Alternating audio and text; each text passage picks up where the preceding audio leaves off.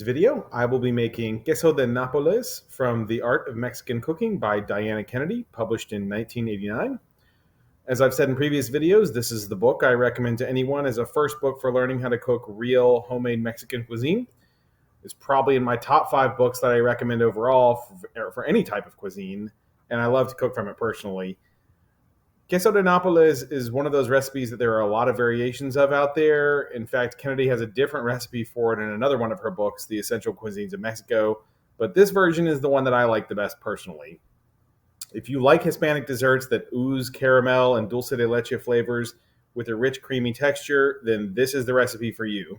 It's like a slightly more cakey version of flan in terms of how it tastes and the texture. So I really like this, one of my favorite desserts. My family wolfed the whole thing down when I made this for them last. So pick this book up and make this recipe if those flavors are your thing.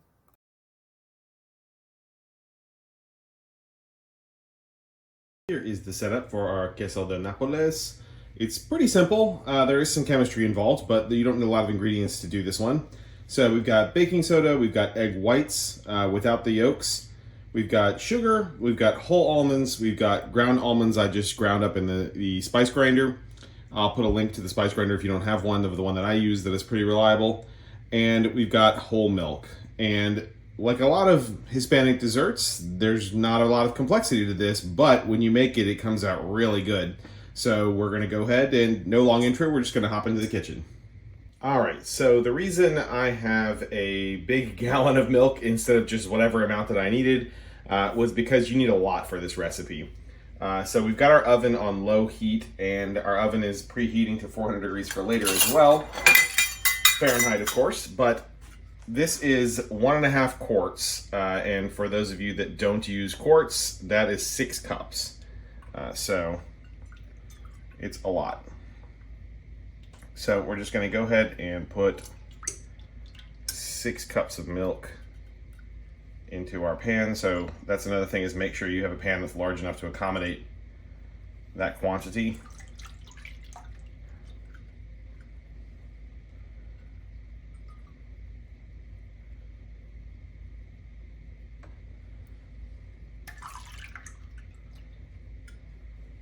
That's 3. That's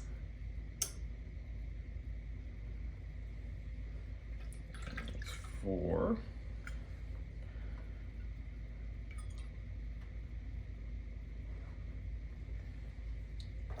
And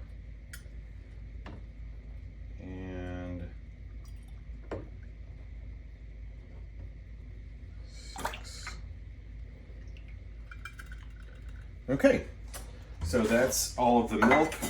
We're gonna let that warm up here, and also at this stage we're gonna go ahead and put in a 1/4 teaspoon of baking soda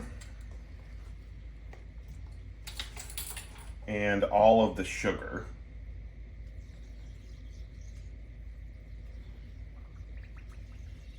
And what we're going to do with that is let that, first we're going to get the sugar to dissolve.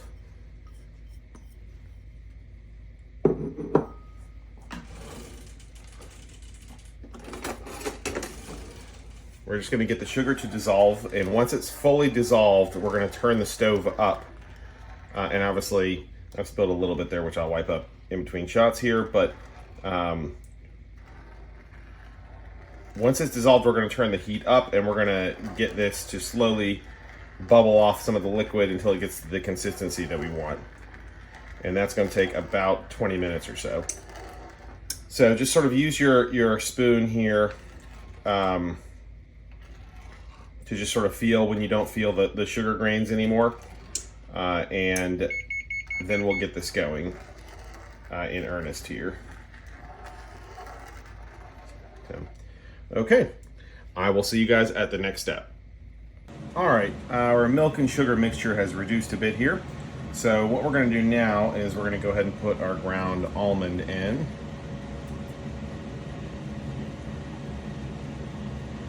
And we're just going to continue to cook this until it almost becomes a little bit like a paste.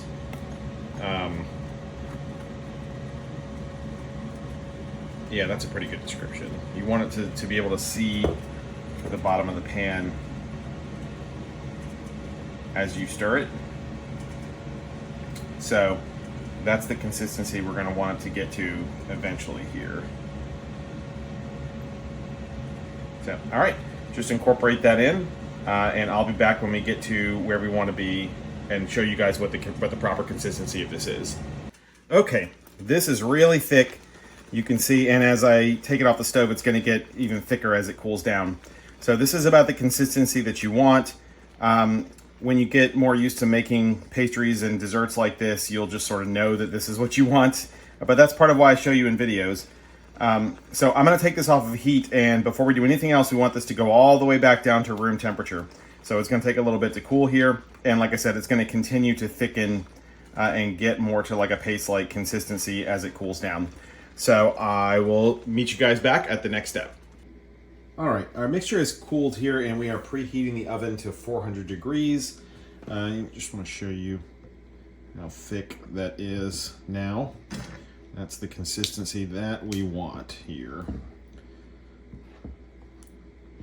So what we're going to do now is just a little bit by little bit add our egg whites in.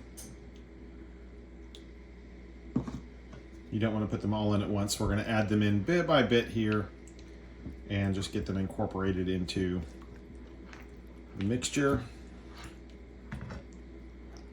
And obviously that's going to thin out our batter a little bit.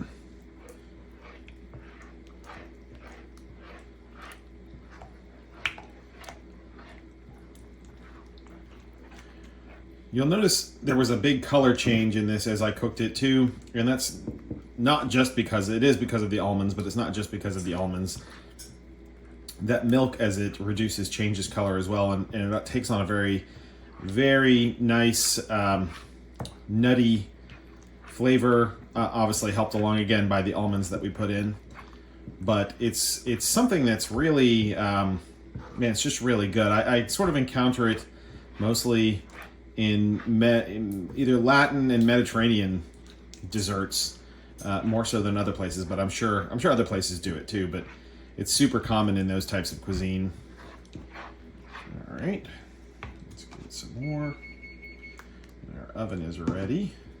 So I'm going to continue to beat these eggs in, and once they're done, I will show you the final result. The egg whites have all been incorporated, and now we've got our greased, this is an 8-inch cake pan. You can do it in an 8x8 square pan. Anything around this size should be what you would want to use. Just make sure you grease it well. And we're going to put this mixture all in there.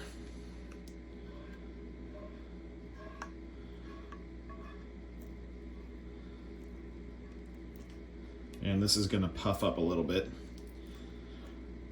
in the oven from the egg and baking powder and everything else that's in it.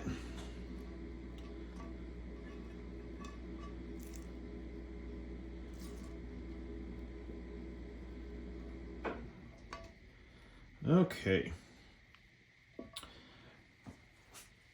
And now what we're going to do is use our almonds here to just make a wonderful little almond pattern across the top. And you can get creative here and do it however you would like it.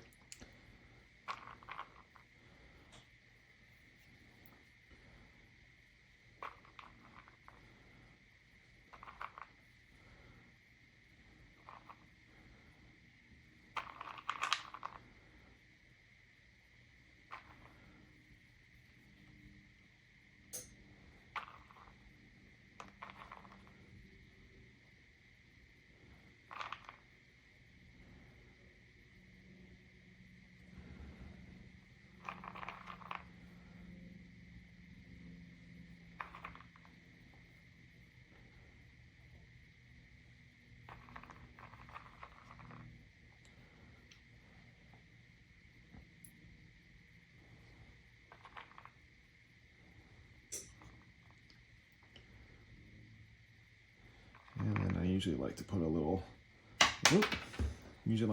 bit of a star shape in the middle. But whatever floats your boat for this.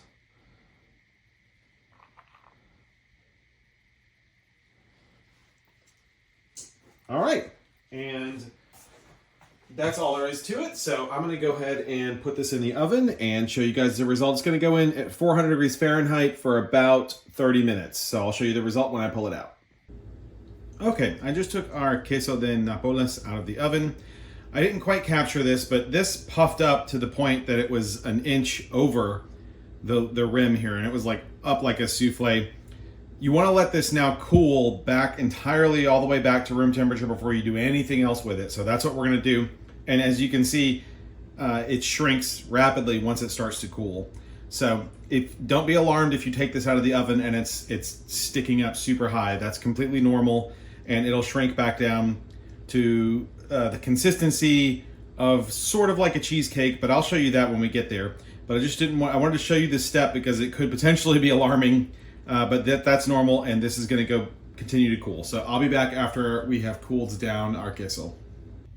And here is our finished Queso de Nápoles. I'm going to cut a piece just to show you guys what it looks like here. Oh man, this is the sort of like sticky, gooey, caramelly Hispanic dessert that I absolutely love.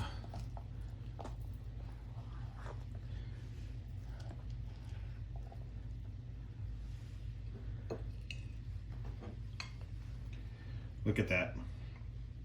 Look at that, how good and almost flan-like, but not quite, that interior came out.